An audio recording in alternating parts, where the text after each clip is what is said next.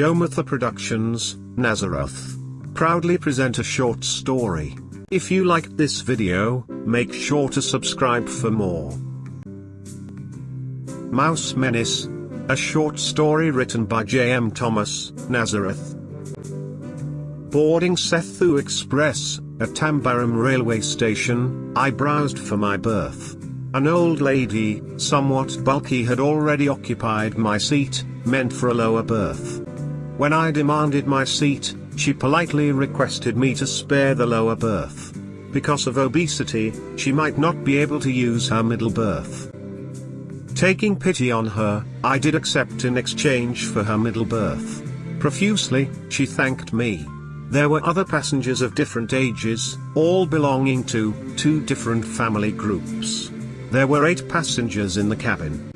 For the sake of convenience, I sat in the side lower berth while the two groups were relishing dinner, sitting vis-à-vis in 2 lower berths. After dinner, a useless discussion on various subjects started, mainly on politics and religion. I kept myself silent as my mind was racing with pleasant memories of the successive events that took place that morning. By this time a mouse intruded into the cabin and whisked under the seat. I did not bother about it because I have traveled far and wide by train. It is a common phenomenon in Indian railways. But other passengers were bewildered, for they might have boarded a reservation compartment for the first time. One of the co-passengers screamed and it was echoed by other passengers in the adjacent cabins. Distressed passengers were keenly looking for the mouse. Nobody dared to rest one's feet on the floor. Upper berth passengers jumped in Olympian style to reach their respective berths and sighed with relief. A few bravos tried to kill the mouse, but it was playing hide and seek to pass through the luggage underneath. Feeling very tired, they withdrew from the game. One of them muttered that Manjuvaratu, bull chasing, would be easier than chasing a mouse. One of the passengers in the adjacent cabin started relishing dinner, but cautiously holding the dinner pack. The items were idlis, sambar, and chutney. A girl in the upper berth opened the water bottle and drank. Carelessly she slipped the bottle cap, about 2-inch diameter. It landed on the passenger relishing dinner. Mistaking it for the mouse, he jumped out of fear, throwing the dinner pack on the senior citizen passenger who was napping opposite, mouth wide open. One of the idlis plugged into the opened mouth. Sambar and chutney ran all over him. It was ridiculous and embarrassing. A verbal fight commenced between the parties, exchanging unparliamentary words.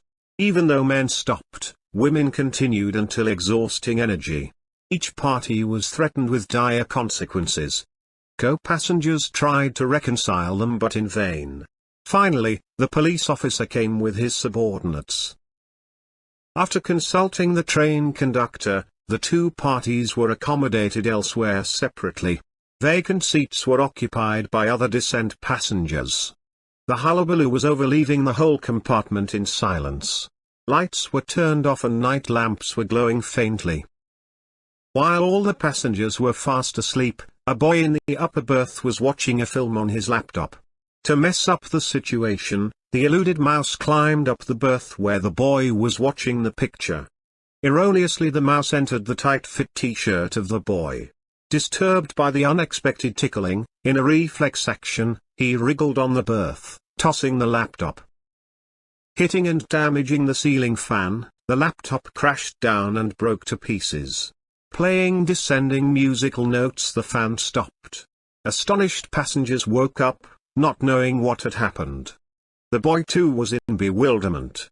A cop, the night security passing by that way, stopped. After learning what has happened, he gestured and whispered to everybody to resume the respective berth. The boy gathered the broken pieces and particles of the unrepairable laptop and threw it away. He least bothered about it. The laptop was a freebie from the government. Thereafter nobody got a wink of sleep till dawn. Early morning also, the mouse was flying at lightning speed from cabin to cabin. A boy was having a working model toy gun, resembling AK-47, loaded with plastic bullets. Bullets fired at point-blank range from this type of gun, though not a threat to life, could cause acute pain or able to paralyze tiny animals. The boy was aiming at a used teacup on the floor. By that time a tea vendor passed by and knocked the boy by chance with the tea can. The resultant force was that the boy accidentally pressed the trigger and a shot flew from the barrel.